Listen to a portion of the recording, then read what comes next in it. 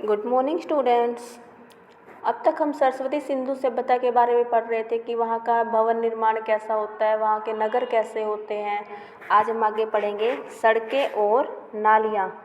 वहाँ की जो है सड़कें कैसी होती थी और वहाँ की नालियाँ कैसी बनी हुई थी। आज हम इसके बारे में रीड करेंगे, ठीक है।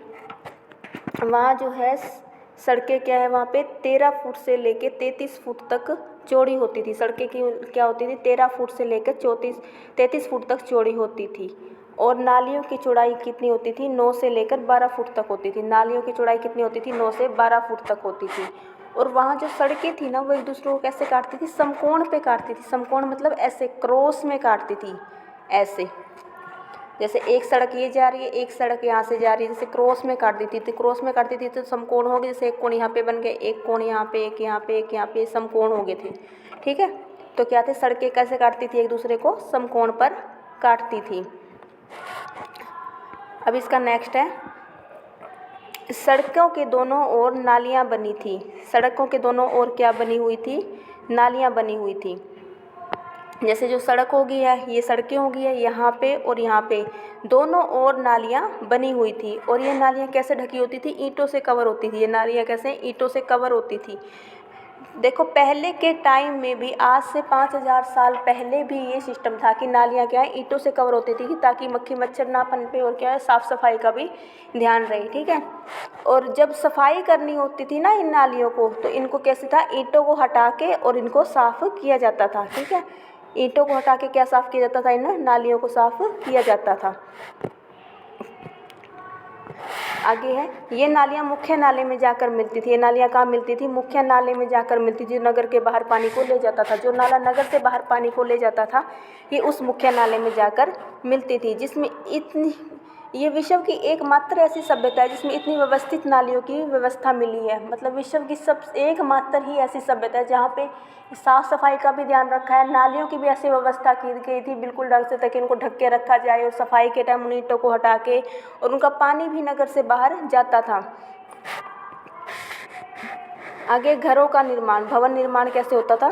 घरों का निर्माण एक निश्चित योजना के अनुसार होता था। घरों का निर्माण कैसे होता था, एक निश्चित योजना से होता था। और आमतौर पर घर कैसे होते थे, वो 2 मंजिल के होते थे। आमतौर पर घर 2 मंजिल के बने होते थे। घर में एक आंगन होता था, रसोई घर, स्नान घर और शौचालय की सुविधा होती थी। घर में क्या क्या होता था, एक आंगन होता था, एक किचन होता था, बाथरूम होता था और टॉयलेट होता था, ठीक है। दरवाजे मुख्य सड़क की ओर न खुलकर गली में खुलते थे। जो घर ऐसे बनाए गए थे कि जो मेन सड़क की ओर उनका जो है मेन गेट ना होकर जो गली होती थी, जैसे एक तो मेन सड़क होगी और पीछे घरों के पीछे ही मतलब एक गली जाती थी, तो दरवाजे कहाँ खुलते थे, सड़कों की ओर न खुलकर गली में खुलते थे। और कई घरों में क्या होते थे, कुएँ भी होते थे। कई घरों में क्या होते थे, कुएँ भी होते थे। सरस्वती सिंधु सभ्यता कितनी पुरानी है, ठीक है। गार्डन चाइल्ड के अनुसार यह सभ्यता 4000 वर्ष पुरानी मानी गई है। गार्डन चाइल्ड के अनुसार ये सभ्यता कितनी मानी गई है, 4000 वर्ष पुरानी मानी गई है।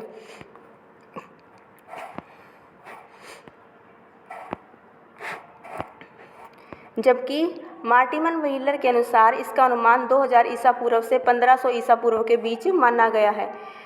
गार्डन चाइल्ड के अनुसार कितनी है, 4000 वर्ष पुरानी, और मार्टिमन व्हीलर के अनुसार कितनी है, ये 3000 ईसा पूर्व से 1500 ईसा पूर्व के बीच माना जाता है। परंतु नवीन खोजों के अनुसार यह सभ्यता 8000 साल पुरानी है।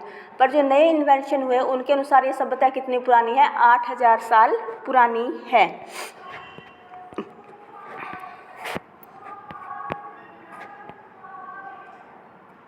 यहाँ का जनजीवन में क्या होता था, कृषि कैसे करते थे वो लोग, पशु कैसे पालते थे, तो कृषि कैसे होती थी। लेकिन नगरों को देखकर लगता है कि ये लोग समृद्ध और खुशहाल थे। मतलब इन्होंने नगर ऐसे बना रखे थे कि घरों में 2 मंजिले घर थे इनके, और जैसे नगर 2 भागों में बटे हुए थे इनकी। नालियों की अच्छी व्यवस्था थी, हर घर में किचन, स्नान, बाथरूम, टॉयलेट सब कुछ था। मतलब इन घरों में कुएँ वगैरह भी थे। तो इन नगरों को देखकर क्या लगता है, ये लोग समृद्ध और खुशहाल थे। मतलब बहुत पैसे वाले भी थे और खुश भी थे। लोग नगरों के अतिरिक्त गांव में भी रहते थे। यहाँ के लोग क्या थे, नगरों के अतिरिक्त कहाँ रहते थे, गांव में भी रहते थे। गांव में रहने वाले लोग कृषि करते थे। गांव में रहने वाले लोग क्या करते थे, कृषि करते थे। खुदाई में मिले अवशेषों से पता चला है कि ये लोग किस किस की खेती करते थे? गेहूँ, जौ, दाल, मटर, धान, तिल और सरसों उगाते थे। ये क्या क्या उगाते थे? गेहूँ, जौ, दाल, मटर, धान, तिल और सरसों उगाते थे। ठीक है। कृषि बैल और ऊँटों की सहायता से की जाती थी। कृषि किससे की जाती थी? बैलों और ऊँटों की सहायता से की जाती थी। और सिंचाई नदियों और तालाबों से होती थी। ठीक है। ये कौन कौन सी फसलें उगाते थे? गेहूँ, जौ, दाल, मटर, धान, तिल और सरसों उगाते थे। कृषि बैलों और ऊँटों की सहायता से की जाती थी। और नदी सिंचाई कैसे करते थे? नदियों और तालाबों से करते थे। पशुपालन, पशुपालन में क्या है? ये लोग ऊँट, बैल, गाय, भैंस, भेड़, बकरी और हाथी पालते थे। कौन कौन से पशु पालते थे ये बेटा? ऊँट, बैल, गाय, भैंस, भेड़, बकरी और हाथी पालते थे। बतख, खरगोश, हिरन, मुर्गा और तोता आदि पक्षी भी पालते थे। और कौन कौन से पालते? पक्षी कौन कौन से पालते थे? बतख, खरगोश, हिरन। हिरन जैसे तो पशु में आते हैं, गलती से मिस्टेक हो गया इसमें। पक्षी कौन कौन से थे? बतख, खरगोश, मुर्गा और तोता। और हिरन भी पशुओं में पालते थे। ये सभी जानवर उनके कृषि कार्य और यातायात और भोजन में सहायक थे। उनके कृषि कार्य में कैसे? कुछ जैसे खेतों में हल जोतने के काम आते थे। ठीक है।